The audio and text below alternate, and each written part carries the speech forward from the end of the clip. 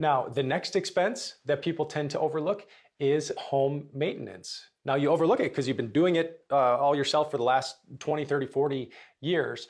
But if you plan to stay in your home through retirement, you might see expenses, home maintenance costs actually increase. And why would that be? The first reason is a lot of clients, they start to value their time in retirement differently than they did before. Something that they didn't mind doing in the past. Now they look at it a little bit differently as they're really focusing on what do they want to do with their time, right? Say it's cleaning the gutters or the windows. That's easy enough to do in the past, but you might get to the age where you'd rather do something else. The value of someone else doing that may outweigh the cost of paying for it, and then you can spend your time on something else that you'd rather be doing, even if it's just going to the cafe and reading a book. Now, if that's not you and you say, I'm always going to be doing these household things, I've done it all my life, no big new expenses there.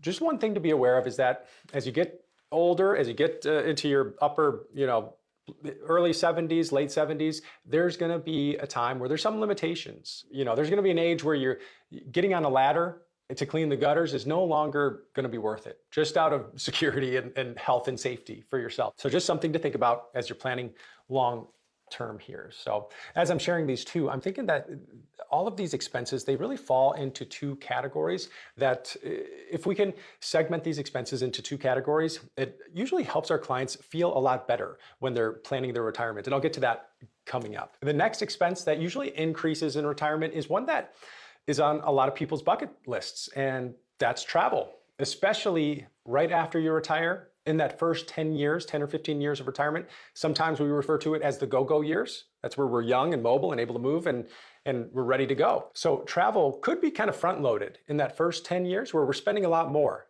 those 10 years and then probably slows down later on in life as we get into mid-70s or upper 70s. The next expense, I'll keep flying through these, is kids and grandkids, right? Whether it's travel with them or whether it's the Disney vacations or just the gifts or experiences you want to have with them when they're young. And then another big one with kids, grandkids, is schooling. Whether it's 529s or just paying for private school, whatever it might be, or just funding future schooling for them. That could be a big expense as well. The next one is, I'd say, is an expense, but it's also like an investment, and that's just your health and fitness. Right? That's so essential as we're planning and living retirement. And it's a must that we have to have in retirement if we want it to be a good one, right? As you age, we got to prioritize health. We got to include fitness and wellness, and even hiring. Some people hire a trainer, a physical trainer, just to get them on the right shape newly in retirement, just so that they're doing it and they could set up a routine that they could follow well into retirement. So the cost of maintaining a healthy lifestyle can add up, and it's just crucial to factor in the gym memberships, the classes, or other health-related things, and even food. The more expensive food is sometimes the more healthy food or the whole food, right? So again, think about that as you're planning out retirement. And then the last one is just entertainment, right? It's those things, you've got the time now, it's time to enjoy, and it's time to explore those passions and interests, and having a budget for this new entertainment is going to be important as well. So we always like adding a separate line item either on the budget or when we're looking at the plan to see what if we increase entertainment expenses by this much? How does it impact the plan? How does the decision today impact a long-term impact of the plan? Or what does it look like? As long as it's not crashing the plan, then we're all for spending money on these things. Now, what are those two categories that I just mentioned a little bit earlier in this video? It's really two things that are important to think about and put these expenses into. It's the needs and the wants.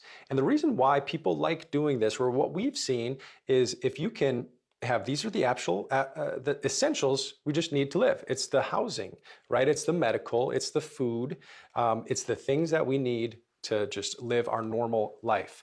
And then also separating into the wants, like, I would like to have healthcare over here, but maybe the gym membership is over here. Again, you get to decide what's the need and the want. Maybe this is the travel. Maybe it is the funding the kids, grandkids 529s, whatever it is. The reason why this is big is because during a a time where, let's pretend there's a longer than expected bear market and things are maybe a little bit more uncertain than you wanted them to be, knowing exactly what the dollar amount of the needs is and realizing, oh yeah, we're going to be okay. Maybe we're not going to do the trip or something like that.